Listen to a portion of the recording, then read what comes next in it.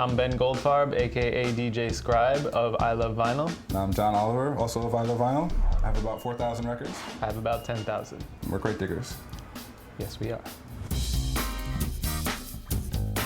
I Love Vinyl is an all-vinyl dance party that myself and 5 other DJs do in New York City and in Amsterdam. I had been playing Serato for a few years, had made the transition to digital really, and did most of my gigs on Serato, and I realized that I was really missing my records. You know, I had just forgotten how the experience was of just being with my records, touching them, looking at them. I mean, it sounds, you know, corny, but these are all objects that are really important to me and have a history.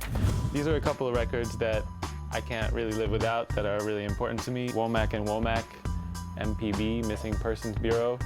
This record has a very original production sound. The bass is immense, the kick drum is immense, and yet it's like still very sort of soft and soulful. All right. This was the first record I ever owned. My mom bought it for me and my brother, and we asked for it at the Gold Circle department store in 1984. This Gil Scott-Heron record has a song on it called The Clan, which has been sampled by Little Brother and some other people, but just one of my favorite records of all time. Tough Guys soundtrack by Isaac Hayes with Hung Up on My Baby, sort of famous sample for Ghetto Boys' Mind Playing Tricks on Me, an excellent song. This record might be the most valuable record that I own. It's a funk band from the early 70s in Barbados.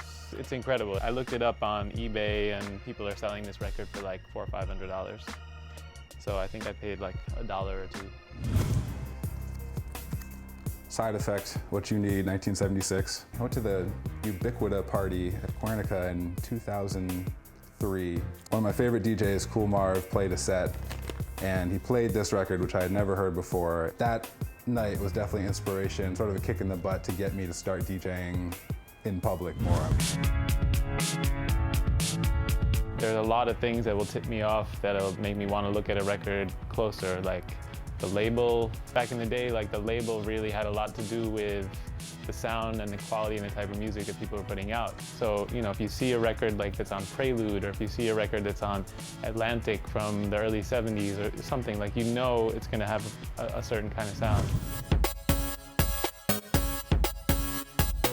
How I put together a typical set on vinyl, I usually don't plan out too much what I'm gonna play. I like to play spontaneously, but of course you can't show up to the club with all your records. So either it'll be like a particular record that I really, you know, maybe I just got it, or maybe it's just in my head and I'm like, I really want to play that record tonight. And then I'll pick out other records that I know I can sort of build a set out of with that record. And I'll kind of pull out the records I think I want to play, a couple inches, walk all the way down, and then go back through and narrow that down to maybe